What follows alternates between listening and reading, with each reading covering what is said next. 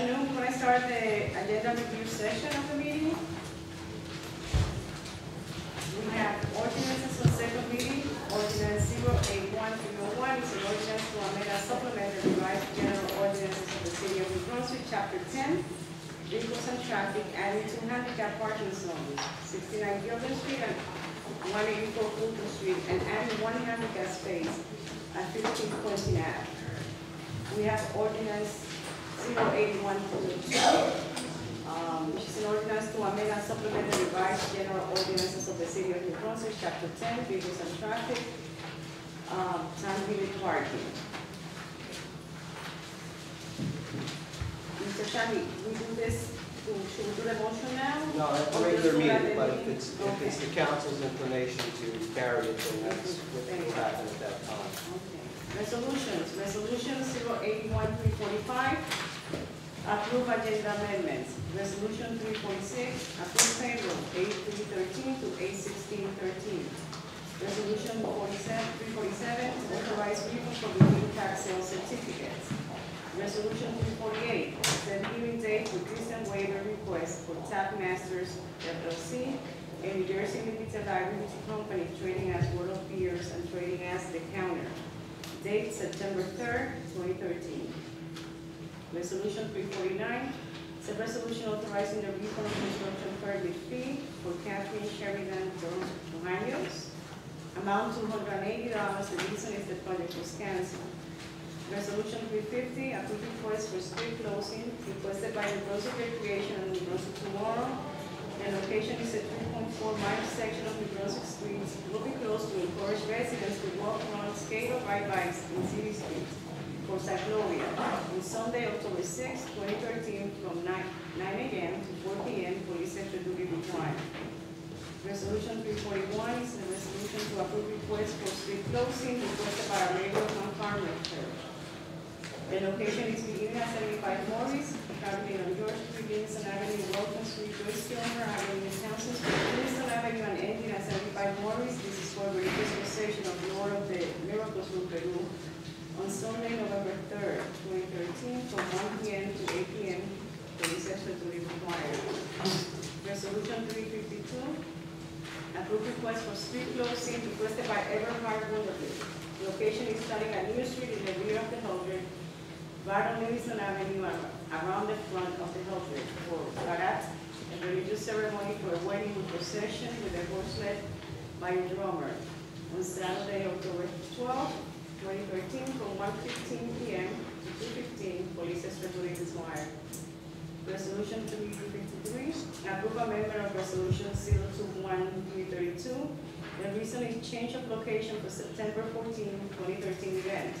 Approve request for use of city property. Requested by Pentecostal Council Church of God. The location Joyce River Park, July 27, 2013. Location War Memorial Park, September 14, 2013 for a religious event. Time is 3:30 p.m. to 6:30 p.m. Resolution 354, approve authorization to advertise, to furnish and deliver two outdoor IP video recording systems. Resolution 355, approve on-premise raffle at Rutgers Student Center for the Rutgers University Foundation on November 7, 2013. Resolution 356, approve on-premise raffle prize at Rutgers Student Center for Rutgers University Foundation on November 7, 2013. Resolution 355 is a resolution certifying review of 2012 annual audit. Resolution 358, authorized corrective action plan for the 2012 audit. Resolution 359, approve amendment of resolution 061374. The reason is to pay legal fees in the amount of $292 for Lawrence Peterman for Deloach versus City of New Brunswick, Police Officer Daniel Massan, not to exceed $1,292. Resolution 360, approve amendment of resolution 071306. The reason is to pay additional legal fees in the amount of $1,339.30 to Bill Wallach, LLP, for the matter of Union Bishop Guadagno from 52,883 with 23 cents to 54,222 with 53 cents. Resolution 361, approve request for street closing requested by the Brunswick Police Department. Street location is Kirkpatrick Street between Willow and Byers Street. This is for a press conference sponsored by the Middlesex County Prosecutor's Office to be conducted outside where they're permitting a new command vehicle will be parked outside. This is on Tuesday, August 27, 2013, from 2:30 p.m. to 4:30 p.m. Resolution 362, approve relaxation of the city noise ordinance requested by Five Larks LLC. The reason is demolition of 289 Redmond Street on Saturday, August 31st, 2013, from 8 a.m. to 5 p.m. Resolution 363, approve relaxation of the city noise ordinance and road closure requested by Thackeray Crane Rental Inc. The reason is to lift and turn equipment onto the roof of 390 George Street on Saturday, August 24th, 2013, with an alternate date of Saturday, September 7th, 2013, from 7 a.m. to 5 p.m.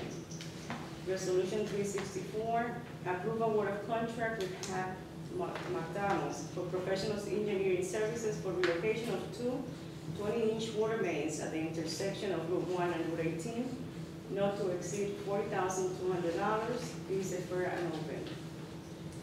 Resolution 364, award of contract with T&M Associates for professional engineering services for Railroad Avenue and Library pump stations upgrades, not to exceed $45,800. This is fair and open.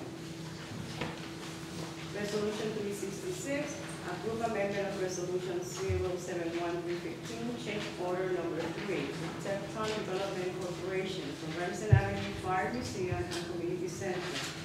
The amount is $32,103.43. Approval of this change order will not constitute an increase of 20% or more of the original contract.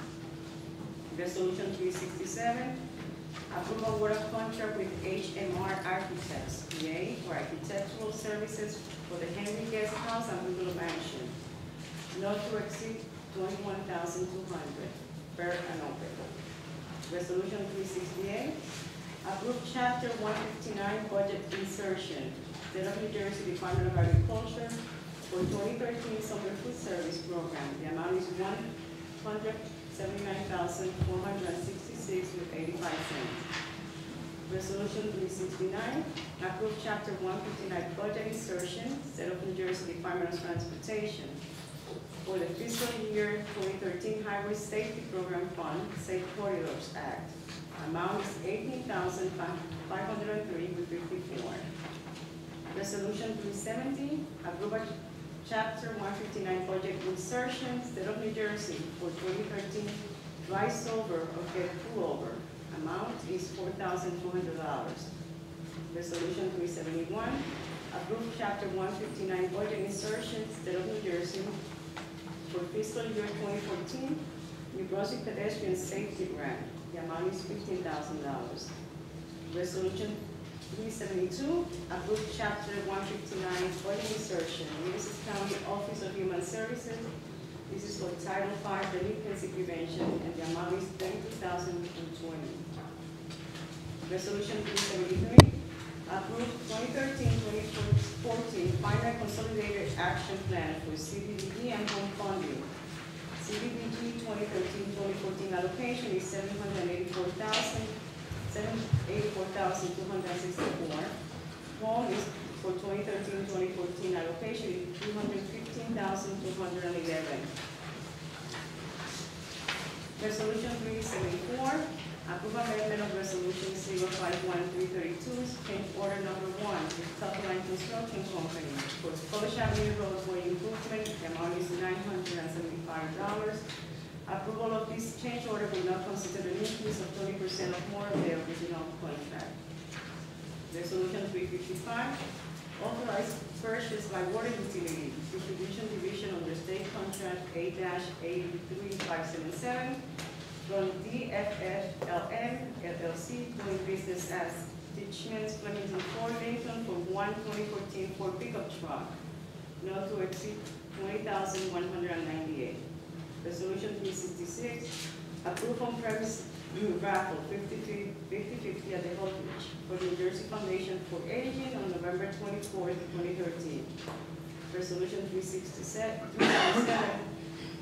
approve of premise raffle prices at St. Peter's University Hospital, 254 Eastern Avenue for St. Peter's Foundation on November 1st, 2013. Resolution 378, authorize use of coffee machine for water utility 48 monthlies for G Capital Information Tech Solutions doing business at Rico USA for one Rico model digital copier system not to exceed $136.34 per month, beginning October 1st, 2013 and ending on September 30th, 2017. State Contract A-8279, New Jersey cost per copy. Resolution 379, advise and consent to rent leveling board appointment. Name is Moreno Rivera, expires December 31st, 2014. Resolution 380, the resolution in support of National Alcohol and Drug Addiction Recovery Month, the month of September of 2013. Resolution 381, approve appointment of counsel. Name is Lawrence Bitterman, representative of Sergeant Joe Langan in the matter of Anderson versus the City of New Brunswick, not to exceed $1,000. Resolution 382, approve request for solicitation of funds, requested by Rutgers University Habitat for Humanity Campus Chapter for Habitat for Humanity. The dates and times are August 24th from 12 p.m. to 3 p.m., August 26th, 4 p.m. to 7 p.m., August 28th from 4 p.m. to 7 p.m., and August 29th from 4 p.m. to 7 p.m. The location, corner of Albany and George Streets. Resolution 383, approve request for use of city property. The location is one shoulder area and 1 meter parking spot at 55 Byers Street, requested by Walk Blousing, Bike Blousing, and the student chapter of the New Jersey American Society of Landscape Architects. This is for a parklet to provide the community a place to eat and socialize on Friday, September 20th, 2013, with a rain date of Friday, October 4th, 2013, from 8 a.m. to 6 p.m. Resolution 384, authorize tax collector to transfer credits in several tax and utility accounts. Resolution 385, authorize payment for emergency procurement, water utility, for one transformer at the location of Western Mill Pump Station, north side from Hurricane Sandy, with public service and electric gas, not to exceed $15,354. Resolution 386, authorize payment for emergency procurement water utility for one generator equipment located at the water treatment plant from Hurricane Sandy with Robert Johnson University Hospital, not to exceed $66,050.54. Resolution 387, authorize refund to Seferino Backlot against Block 068, lot 28, 50 Gilman Street in the amount of $304.96. Resolution 388, authorize refund to Herman Gunther for overpayment against water account for 290 Redmond Street. That's all. At this time, the meeting comes to order. Councilmember Anderson. Here. Council Vice President Egan. Here. Councilmember Fleming. Here. Councilmember Garlotti. Present. Council President Escobar. Here.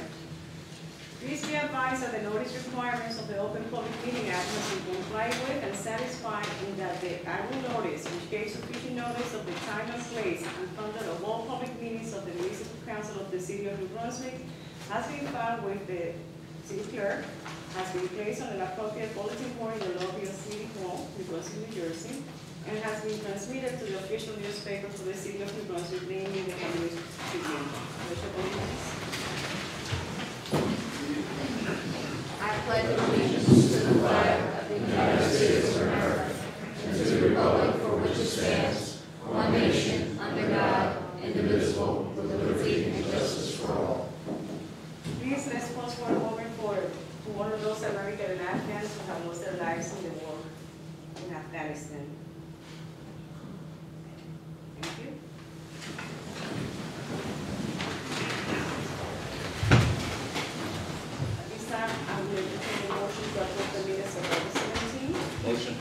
Second. Roll call. Councilmember Anderson. Yes. Council Vice President Egan. Yes. Councilmember Fleming. Yes. Councilmember Garlotti. Aye. Council President Escobar. Yes.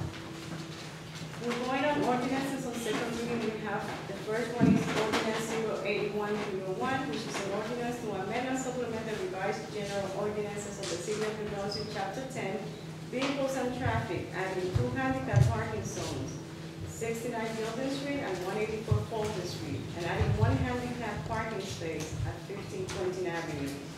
Does any member of the public has any comment on this specific ordinance? Having none? Move the ordinance. Second. Roll call. Councilmember Anderson. Yes. Council Vice President Egan. Yes. Councilmember Fleming. Yes. Councilmember Garlotti. Aye. Council President Escobar. Yes.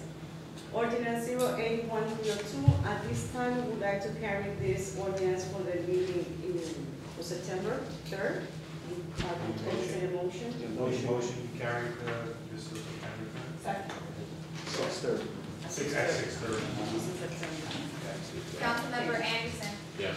Council Vice President Egan. Yes. Councilmember Fleming. Yes. Councilmember Garlotti. Aye. Council President Escobar. Yes. Now we have resolutions 345 to resolutions 388. At this time, does any member of the public wishes to comment on any of these resolutions? If you do so, just step to the microphone. Having none, I will entertain a motion to. Move the resolutions. Second. Roll call. Councilmember Anderson. Yes. Council Vice President Egan.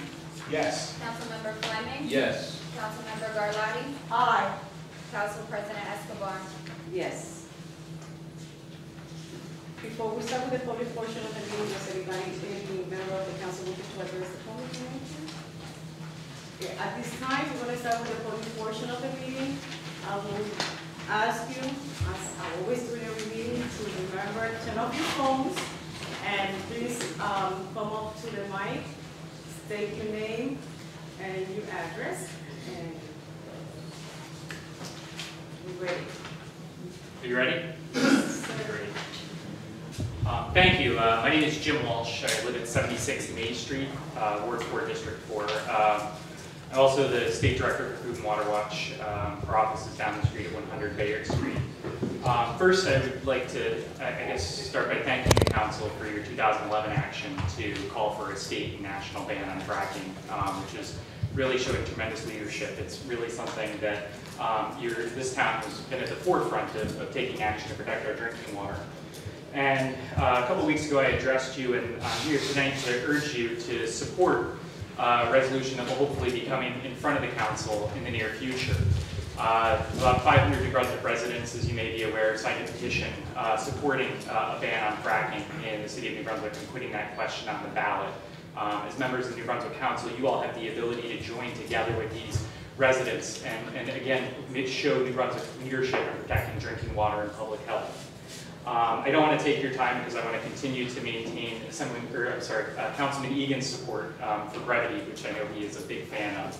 And so I brought some articles that have happened since the last time I addressed you to bring up some of the current new things that have come out about this that I think it's important for the council to know on this issue. First is an article in the Bergen Record, which actually outlines and gives a detailed explanation of the Newark Basin, which is this shale play that New Brunswick sits upon. And Jim Benton from the New Jersey Petroleum Institute calls the ability to extract natural gas in this area a game changer. So I don't know what game he's trying to change, but as far as I'm concerned, public health and the environment are not something to be toyed with. And I expect that the council also sees the seriousness of this issue. I also brought some articles as well, which I'll hand to the council. One of which has to do with a study from the University of Texas, which was doing groundwater sampling. And the title of the article says, "Arsenic Found Near Fracking Well Sites." So you'll read in the article as well that selenium and strontium were also found near these fracking well sites in higher levels. And these tests were done after baseline tests had been done before fracking had been done. And you had more likelihood of having fracking contamination within 3 kilometers of a fracking of these heavy metals and other things being found within 3 miles or 3 kilometers of a fracking site. I'll also leave you with an article about a spill that recently occurred in Bradford County where 4,700 gallons of hydrochloric acid was spilled at a fracking site there. I think this highlights that it's not just the process of fracking, but it's the harmful chemicals they're bringing in. We know the waste that's been coming to New Jersey poses a tremendous threat to communities where it's happening, and also here. Incidentally, this is not far from about 2 weeks ago. There was also a 30-foot geyser that popped up from a fracking well in a neighboring community. And the same community in 2011 had 10,000 gallons of fracking waste spill into the community when a blowout happened at a well, which is the same malfunction that happened at a Gulf spill a few years ago, which is all highlighted in that article.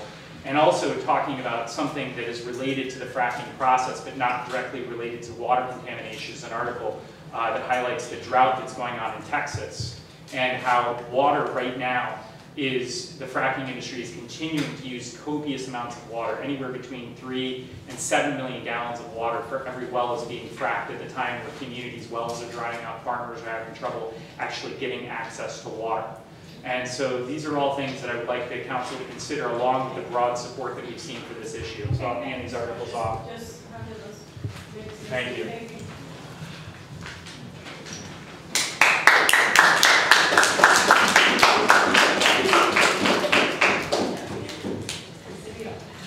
If I may cut in here, first of all, I'd just like to say to the council, thank you for providing an opportunity for me to paint for Tina have Sam Romero paint a mural of Dr. King at the corner of George Cullen and Sanford. As we know that this is the 50th anniversary for the March on Washington, and it's going to start this Saturday. The reason I'm here is that we almost have it completed, and we're going to have the ribbon cutting Saturday, August 31st at 11 o'clock. And the reason I'm here is I hope that we be just as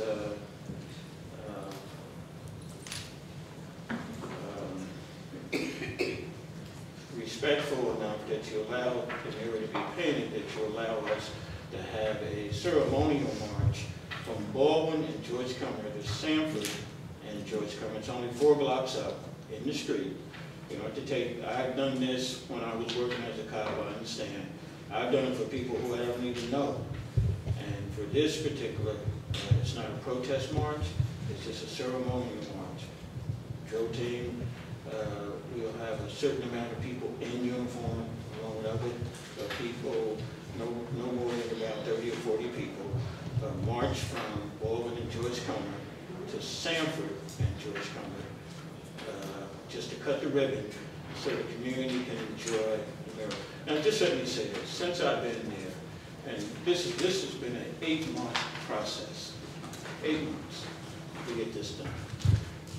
And with my feet on the ground, called groundwork, the mirror has attracted and engaged people in our community. Unbelievable, young and old. There's nobody that can walk by here and don't say something. And I'm very proud of Sam.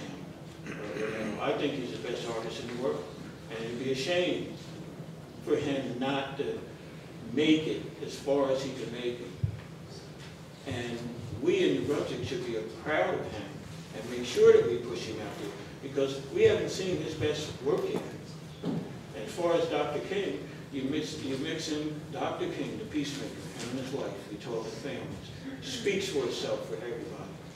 The painting on the wall is art. You mix the music, it's another art. I've seen young children in the community. The drummers were practicing yesterday. The last 2 weeks we had shootings in the neighborhood. Drug dealing. The ball, people just stressed out. Yesterday, we were practicing with the drums, and I could just see people, young children, they just smile, and they're just happy. I think we deserve an opportunity in our community to have something to be proud of for all of us, and take advantage of this opportunity.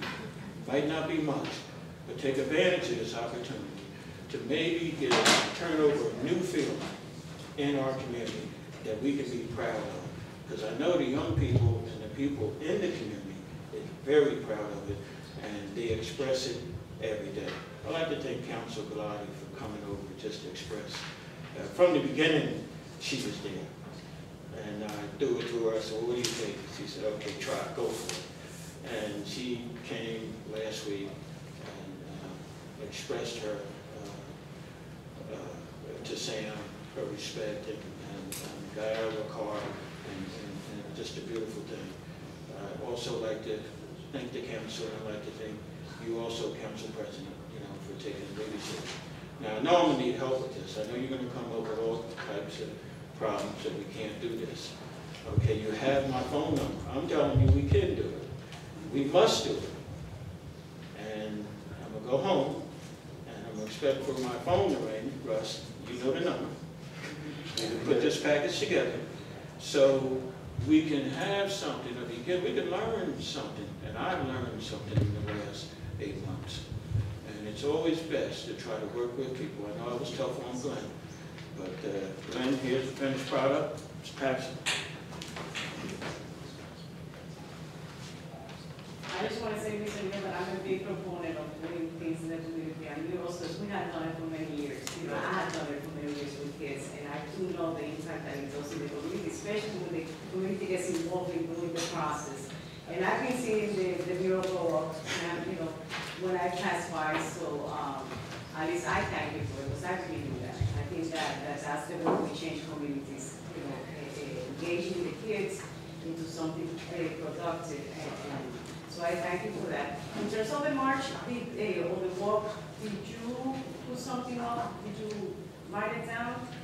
Well, I'm expressing it right here, okay, and then I'm gonna write it down. This way I'm gonna get it on record. So therefore we go. I will come to the business administrator's office tomorrow morning, and we get something on writing, so we can put it. The date and time that Yeah. you're proposing? Yeah, August 31st. Yeah, 11 o'clock, we'll march up here. And we won't be out there no longer, about 20, 30 So the march will be at 11 from 11, because that's very short, so we'll be from 11. Yeah, like 4 blocks. We're gonna, 15? yeah, we're gonna stage. the street. Yeah, we're gonna stage in the parking lot of the Delbert School. I have permission to use the gymnasium, so any talk or anything we're gonna do it there. Because the intersection is so, and once we cut the ribbon, right, people can take pictures or whatever. And I told Sam, I said he should have his mother cut the ribbon. And of course I would be happy if Kalani cut the ribbon along with my wife. Some mother should be from the ribbon, because she really worked hard for that kid. And then Sissy was a kid, and that's a very hard working mom. And he has, he has something proud. So. Sam got friends here, and they should be proud of Sam. I know I am. Thank you. So just make sure, Mr. that you do see Mr. Watkins tomorrow, the office, just to get the information. I'm going to make sure I come down Thank you. tomorrow. I just want to say I drove by several times. It was beautiful. I never got out or anything, but I drive by here going to work, and it's spectacular. Yeah, it's just breathtaking, It is. And that kid can go. Thank you very Thank you. much.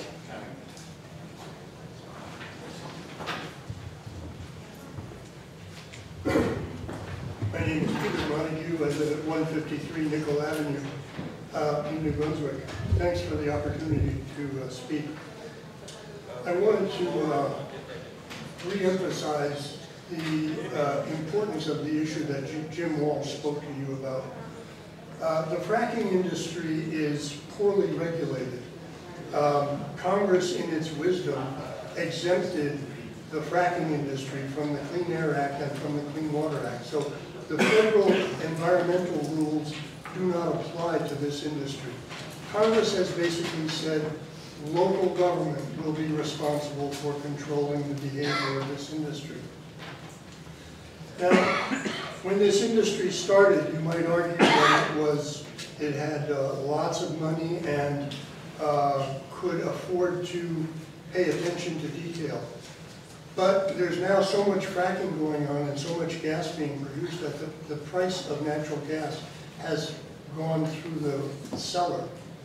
And there are now, the companies that are in the fracking business are now really having a hard time making a profit. And so they're cutting corners wherever they can. They're doing things rapidly and they're doing things sloppily. And this adds up to trouble. I know this seems very far-fetched for New Brunswick to be worried about fracking, but there are real communities in the Pennsylvania, New York region where people are waking up and finding a big industrial operation suddenly popping up in the lot next to their home. So this is actually going on. This is a real problem, and I ask you to take it seriously and act on it to protect the citizens of New Brunswick. Thanks very much. I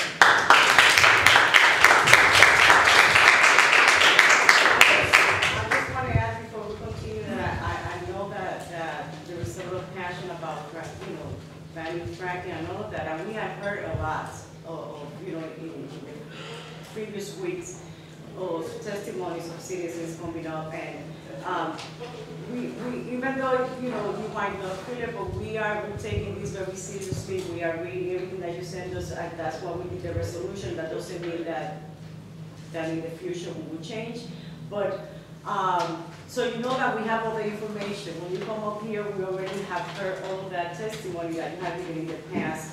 So if you could offer something new, please do so, but I just want you to make you aware of that we have the information plus the new information that we just got that we're going to review. Thank you. Yes, Mr. Name and address.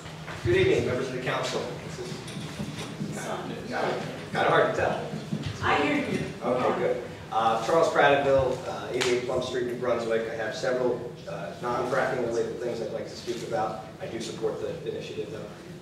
I wanted to start out by asking a question about the process for public notice of ordinances.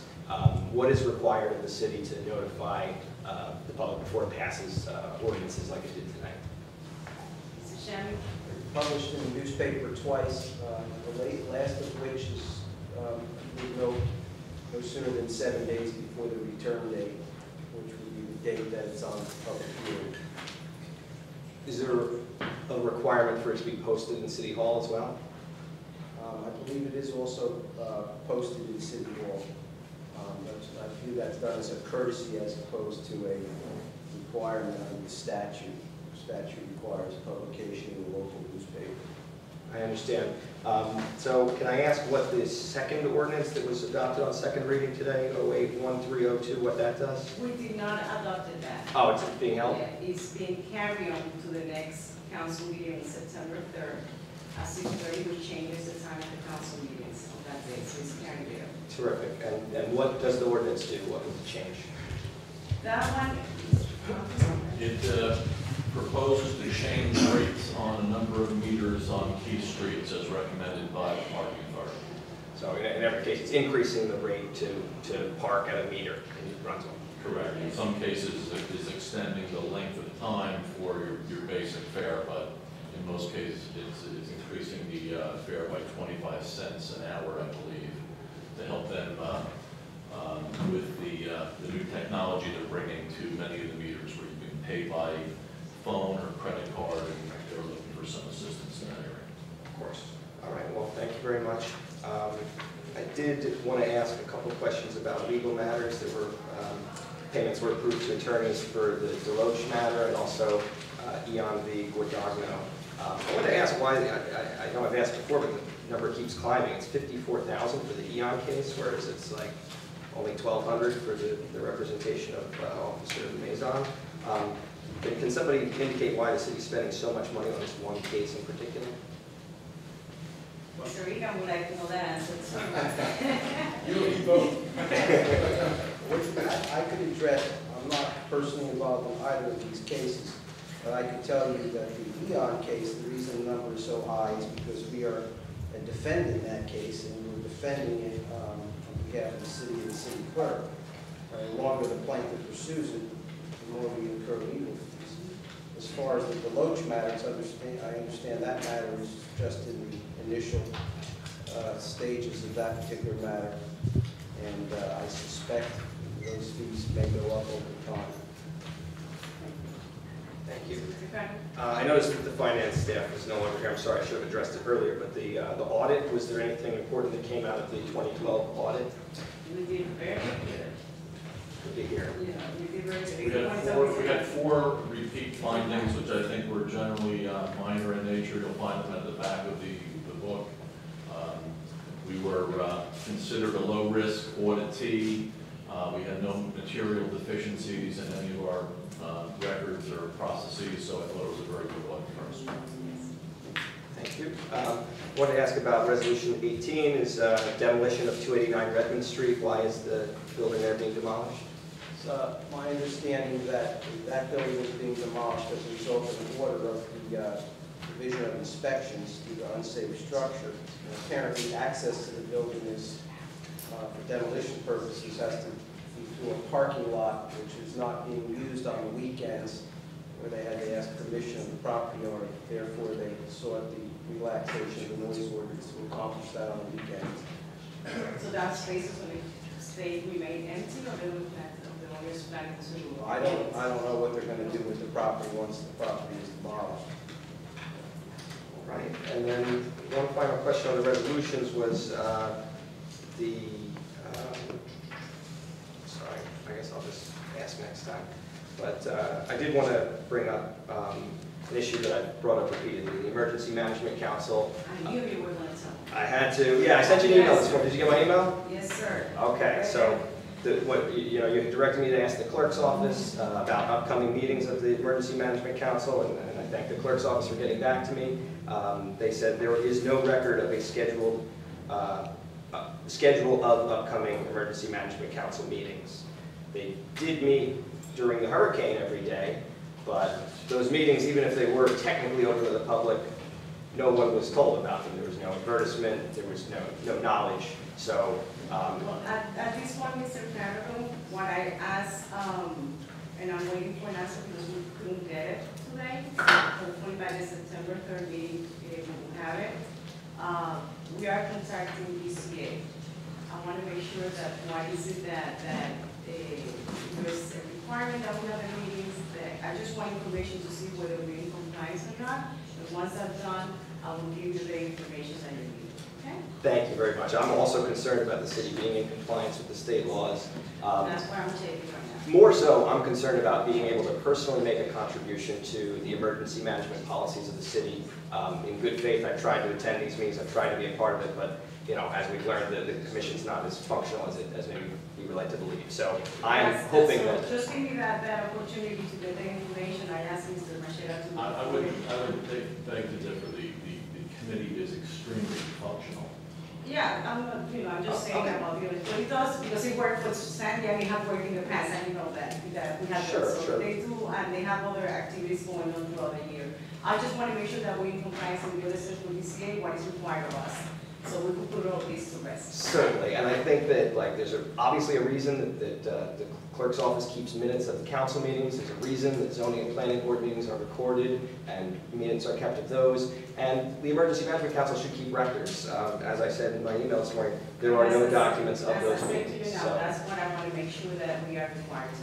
Right, so I think that the best solution would be to have a commission that has public meetings at least several times a year where people can come and learn about emergencies and what's going to happen in an emergency, and then also be able to make a contribution to how they think we could do better. Let's see what DCA requires of us. Let's do that, but let's also work to make sure the emergency management is strong. And the last point I wanted to raise is I know that there was a gentleman who was unfortunately knocked unconscious by a car and hasn't woken up for a month. And I know that the police are seeking help identifying that person. And I wanted to ask what the procedures are for that type of situation. How do police decide when to make that notification and who to make that notification to? I don't have to really answer, but I'm going to, just as I know usually because of FIFA, I think the hospitals are the ones who have to determine what is time to bring it up. But I might not be correct. Yes, Captain. There's time constraints on when people are considered missing for an extended period of time. Someone who's not identified for an extended period of time becomes a missing person. We exhausted all our other resources, so we put the picture out the best we can. We wanted to make the picture, we had to wait a little bit of time because there was quite a bit of swelling, so we wanted his face to get back to normal, as much as normal as possible, and we were able to put that picture out for the public health. Thank you for the thorough response. I wanted to just follow up and point out, so then the police did notify, I guess, some of the newspapers. I know that I saw it that they put, I notified there was a both the Spanish and English newspapers and as well. Great. Well, in the future, I just, politely, respectfully ask that if there's any information the city, the police department, any aspect of the government wants to get out, please email New Brunswick Today. We are on Facebook, and my email address is editor@newbrunswicktoday.com, and we'd be happy to help get the word out about anything the city wants us to do. So please include us on that. I hear you, but what is the process, usually I know that newspapers legit, I don't want to say that news is not, but I guess newspapers that are in the community, those are the ones that they won't use and so forth. I'm not sure the status of New Brunswick Today, although I read it, I look at it. Reputable? I just, I'm just saying, I'm just trying to, so I don't know what is the process, I will just be honest. Because I know that with the other newspapers, that's what they do. I don't know if your organization is considered a newspaper agency. Sure, yeah, we're online now. We are actually going to be proud to announce issuing our first print edition very soon. And we have a Facebook page with 4,000 followers who care about New Brunswick. So in a situation like this where you need help identifying someone or you just want to get the word out about good work the city's doing, there's really no harm in letting us know about it and share it with our leaders. So I hope you'll do that in the future. Thank you so much. Thank you. Good evening. My name is Matt Smith, resident of 123 Livingston Street, New Brunswick. I recently moved here in May of this year, and I remember going back to moving here. One of the biggest considerations I had is, is this city, does it meet my values? My values around sustainability and the way that we need to be living in this moment in time. And after getting to know the city a little bit, I found that it was a really great fit for me. I found work right in town, and with things like the George Street Co-op, all of the local community gardens that are in the town, the walkable nature of the city, the public transit, it really just fit my values of how we need to be living in the 21st century. And the town that I moved from in Wanacue, New Jersey, is relevant to this discussion about whether we should allow fracking in New Brunswick or whether we should be proactive and take measures to keep it out of the city. There's a reservoir right on the border of my town that is a drinking water supply for over 1 million people as part of the Newark watershed. It's called the Monksville Reservoir, and the oil and gas industry is currently building a pipeline immediately under the drilling directly under a reservoir through the same horizontal drill technology as fracking in order to transport gas from Pennsylvania to New Jersey. And I think it's indicative of two things. First of all, it shows that the oil and gas industry really doesn't have a regard for the public interest. All they care about is profit. The reason why they're drilling under the reservoir as opposed to going around it is because it's cheaper to do it that way. They have no consideration that it could endanger the drinking water for over 1 million people. So that's just an idea of the type of decisions that are made by an industry when they look at extraction infrastructure. The second reason it's relevant is because with every piece of infrastructure that goes in New Jersey, right now we're seeing a tremendous build out of shale gas infrastructure that take the gas that's being fracked in the Marcellus Shale region and transport it to New Jersey, eventually to coastal export ports. But with every new pipeline and compressor station that gets laid in New Jersey, it becomes that much more profitable a proposition to frack New Jersey. Because how these decisions are being made in the gas fields right now in Pennsylvania is if I can easily hook up to an interstate transmission line, or if my well site is directly located near a compressor station, my costs for transporting and processing that gas become much cheaper. So the other reason it's relevant is because growing up in that area, I never could foresee a future where in New Jersey they would be drilling a gas pipeline for fracking underneath the reservoir that I grew up, playing around and living in that community. And so I think it's important in today's environment to recognize sort of the unpredictability. Right now, it may appear to us that fracking isn't a legitimate threat, as it appeared to me just 2 years ago before this pipeline was proposed. They can never drill underneath the reservoir. But I think it's important that we proactively protect our most essential resources, clean drinking water being the most important of them, and understand that we're in the midst of a critical juncture where we can stand up to these oil and gas companies and say, enough is enough, you're not going to impede on our rights any longer, or we can sit back and watch this happen. So I trust and hope that the council will do the right thing. Thank you.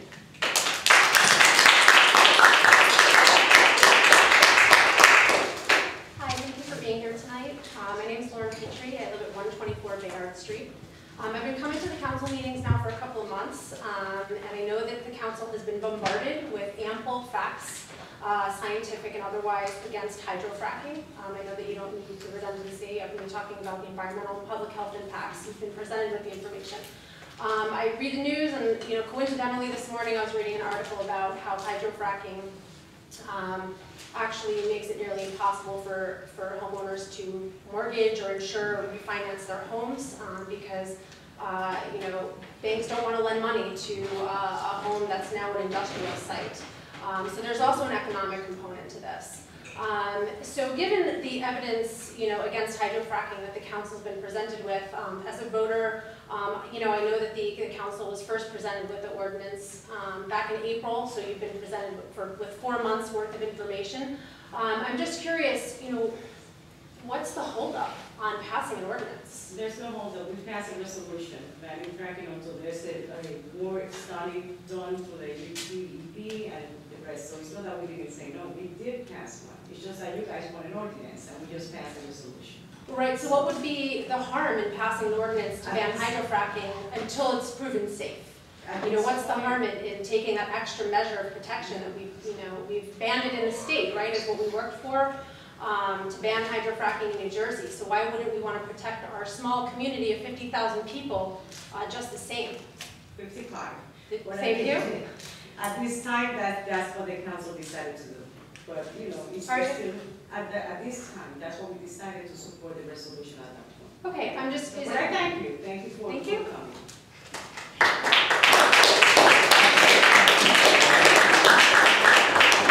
My name is Tyler Van Kirk. I also live at 124 Bayard Street. I also would like to speak on the ordinance to ban fracking in New Brunswick. I won't belabor the point. I understand you guys have heard a lot about this recently. I also know that you, I think, received somewhere in the neighborhood of 500 petition signatures from registered voters in the city of New Brunswick. Obviously, you have the information. I'd like to point out we have a really awesome opportunity here in the city of New Brunswick to, as a city that I think carries a lot of weight in sort of the cultural and political consciousness of the state, to set an example that this is a dangerous form of drilling, something that's politically supported. Banning it is politically supported here in the city of New Brunswick. We have a really great opportunity to set an example for the rest of the state. And I would urge the council to do that, to pass a strong ordinance, something that's going to be binding and set that example. So thanks for your time. Thank you.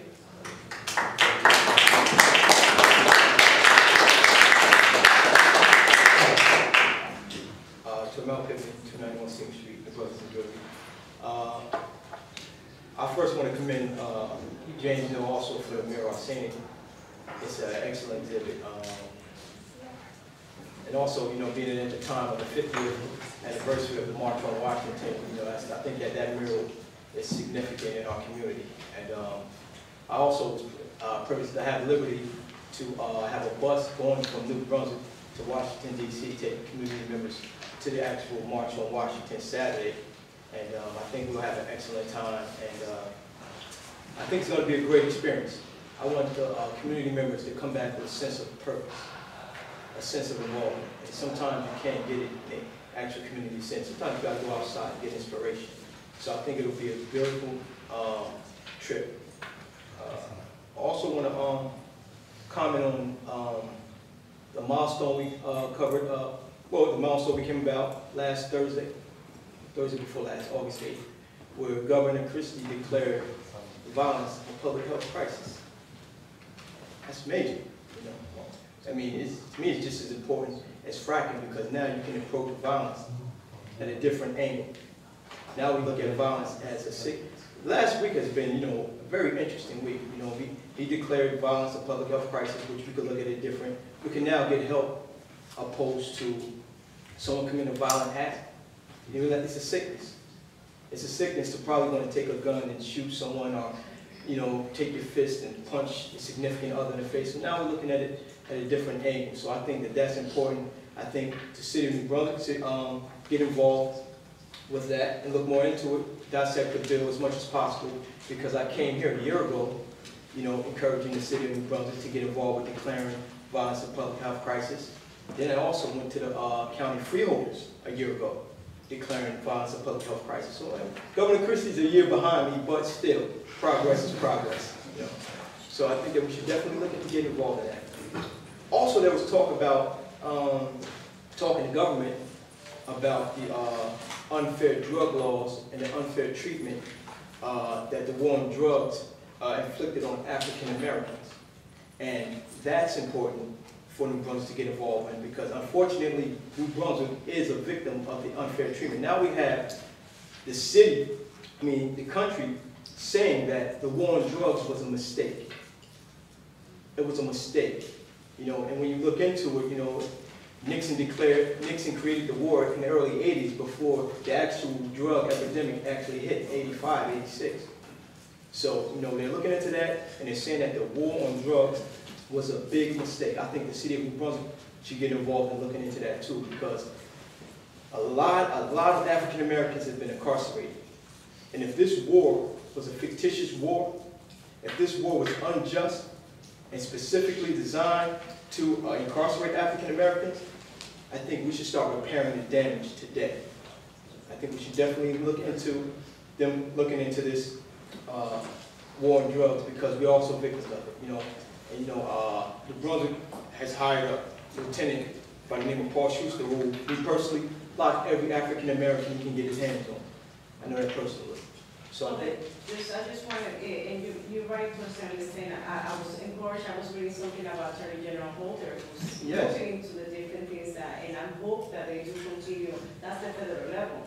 Yes. New Brunswick doesn't make the laws, you know, the state, the federal laws that they have to fight. I do think that there's some, I was encouraged when I read that they're looking at all that and looking at not just, you know, because of the disparities within the system, the judicial system. So I'm encouraged at that is federal level. It's funny because it will trickle down to all of us. Because, like I said, the city doesn't make the laws. It's the state and the federal laws, it's just the drugs. So I'm encouraged about that. In terms of the, so we do, you know, what we have to do. In terms of the public health, I don't know if you recall, but I always said that violence is a public health issue. Yes. We have acknowledged that here. I think that when you came to us, you were looking to do the gun violence, the guns and all of this, that you wanted the mayor, you know, all this other stuff.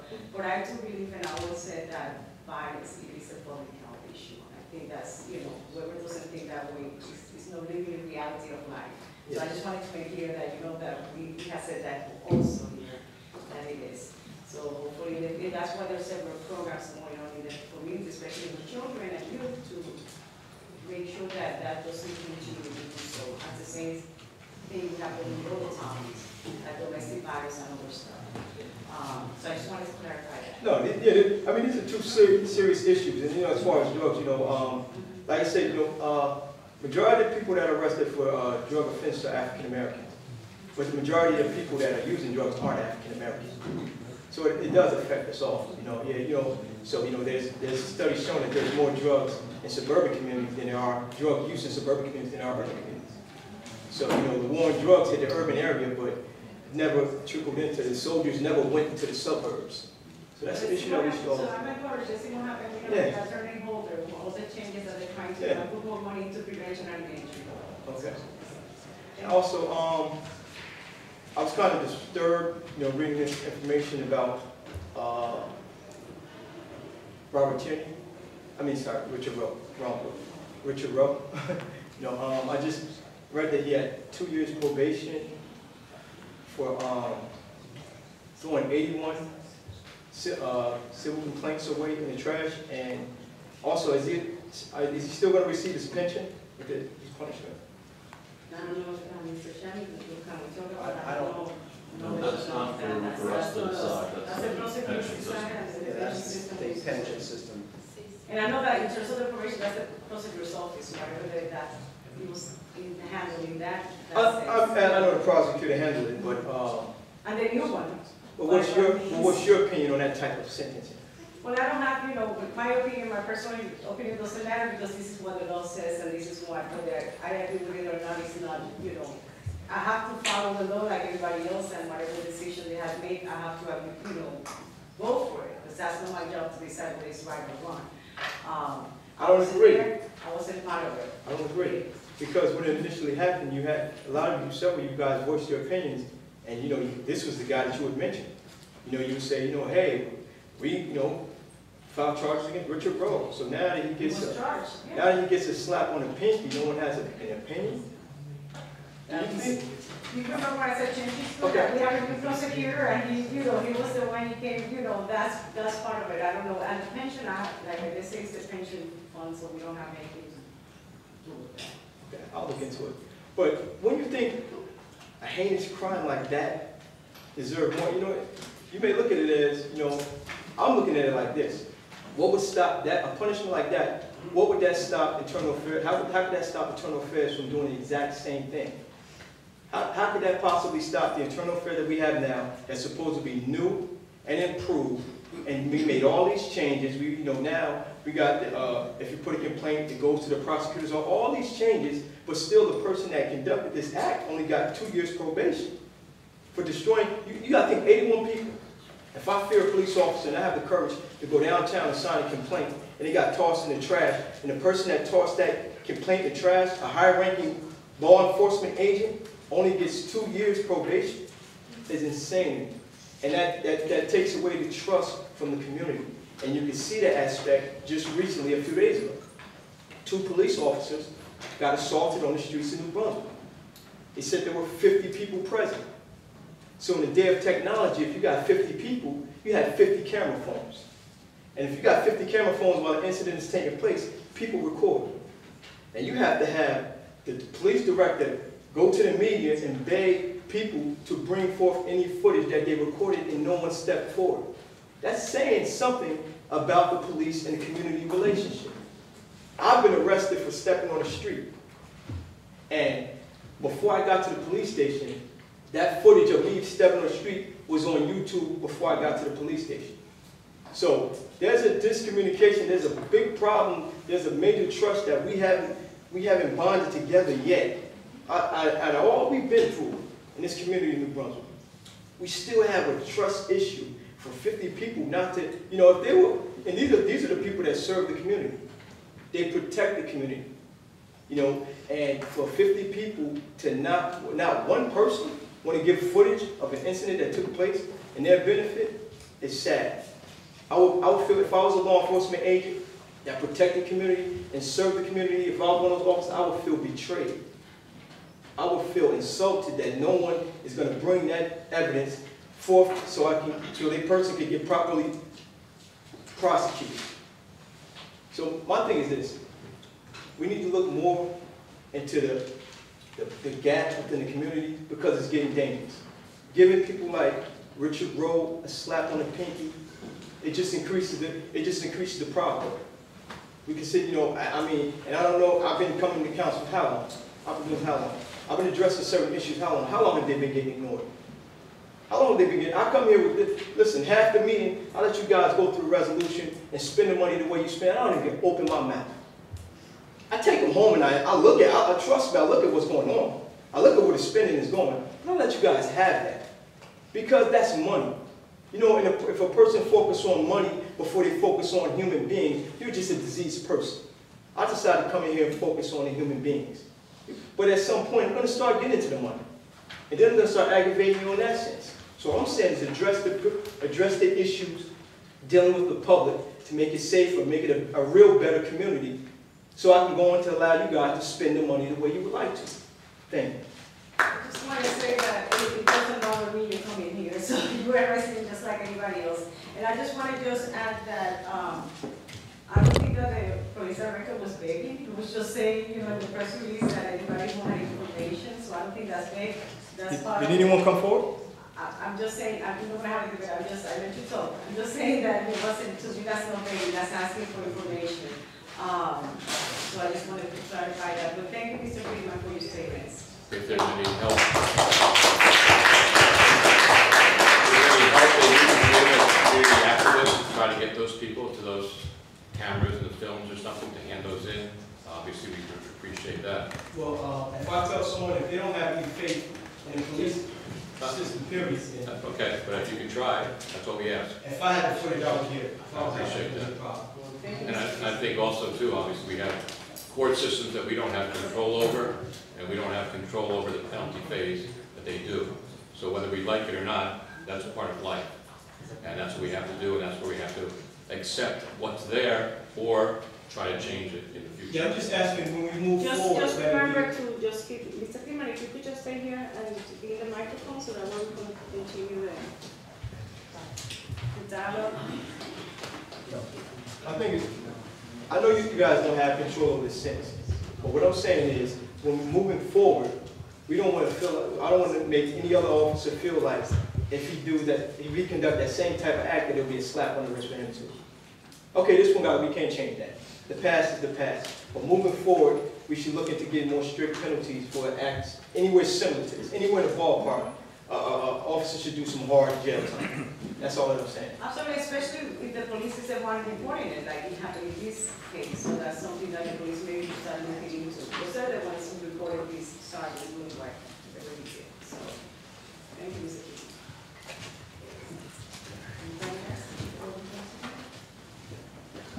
Buenas tardes a todos. Mi nombre es Israel López Ramírez.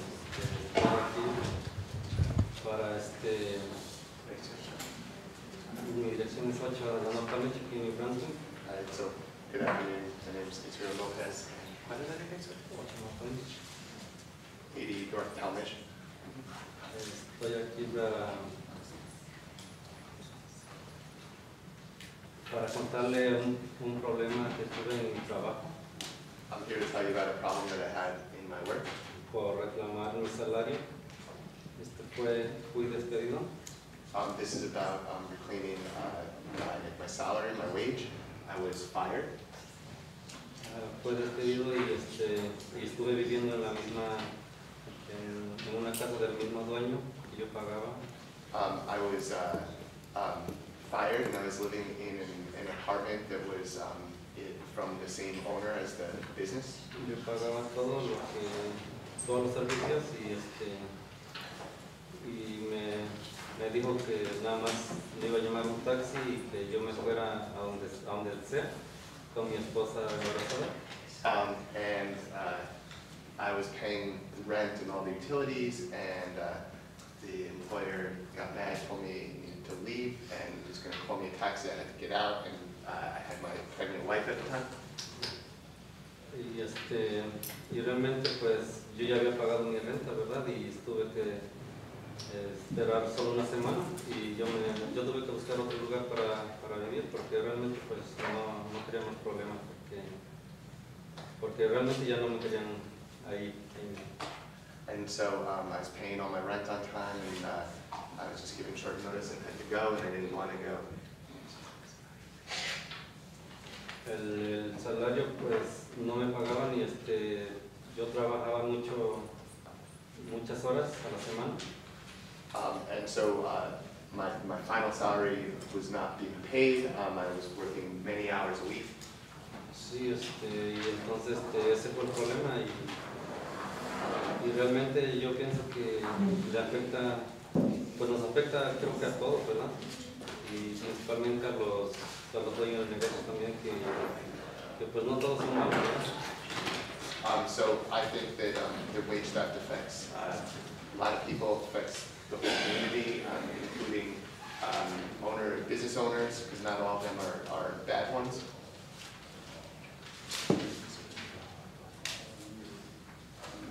Solamente Lamentablemente, mire, ahorita estoy trabajando en un lugar que tampoco pagan overtime, no pagan el salario.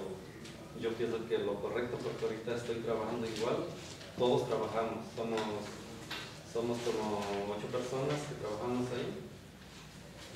Unfortunately, after this one job, in my current job, I'm working in a job that also does not pay overtime, doesn't pay correctly in my view, and there are 8 of us who work on that site, and we're all paid the same working net. Solo es un salario por semana y trabajamos 12 horas, son 5 días y 5 días y medio.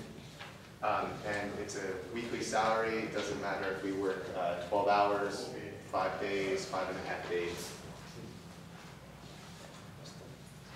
That's all. Gracias. Una pregunta, caballero. Donde usted trabaja ahorita, ¿es una empresa en Brunswick? Es un supermercado. ¿Ah? Es un supermercado. ¿Aquí en Brunswick? Sí. You work at a supermarket in Brunswick. Estaba trabajando ahorita y de ahí me vine para acá, pedí permiso. You were just working there and just asked permission. Ajá. Y entonces me dijo el que es el manager de ahí que tengo que recuperar el tiempo que yo había salido el sábado, que me toca de descanso. Entonces yo le dije que no había problema. So he said he had to take off time of work to be here to share this story with you, and has to come into work on Saturday to be able to have gotten time off to share this story with you, but he wanted to, obviously. ¿Y el trabajo anterior era en Brunswick? Sí, en New Brunswick. And the other job that he first spoke about was also in New Brunswick. Muchas gracias. Ya hemos escuchado, le dije, en nosotros, las reuniones que hemos tenido las dos anteriores, han venido también compañeros a hablar sobre el mismo tema. Estamos trabajando en eso y estamos viendo a ver con la ayuda también de Jason y de Julie para ver cómo podemos ayudar en el futuro. Gracias por Muchas gracias. I just want to say thank you for being here, sharing his comments. We have been hearing in the past 2 city council meetings the challenges that workers are facing with wage theft. And we have been working with him this work, getting information to see how, as a city, we are able to help out. So thank you.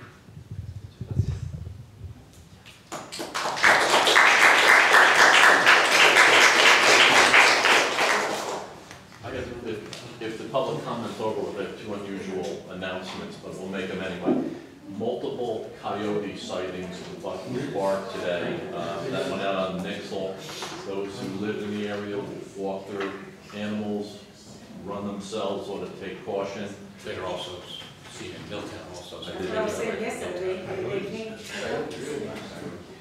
did hear that. And then the second is next Tuesday night, starting at midnight, City Market is going to have 2 machines out there on the sidewalks, removing all the gum on the sidewalks from Albany to Livingston. It can get loud at times. They're going to make notice to businesses as well as the people who live in apartments above the storefronts, but I think it's a good thing. The sidewalks are terrible. And before we end, if anybody from the council wishes to address the public, I just want to remind everybody that the next meeting is September 3rd. Let me put my glasses. Yes, the 3rd. And it's at 6:30. We're going back to our regular full schedule. Is it a Tuesday? Yes. Tuesday. It's going to be on Tuesday because of Labor Day weekend, and then I believe there's a Jewish holiday also on Wednesday. So just for that week, it will be changed. And we're going back to 6:30. So thank you. Have a good evening. Roll call. Motion to adjourn. Second. Roll call. Councilmember Anderson. Yes. Council Vice President Egan. Yes. Councilmember Fleming. Yes. Councilmember Garlotti. Aye. Council President Escobar. Yes.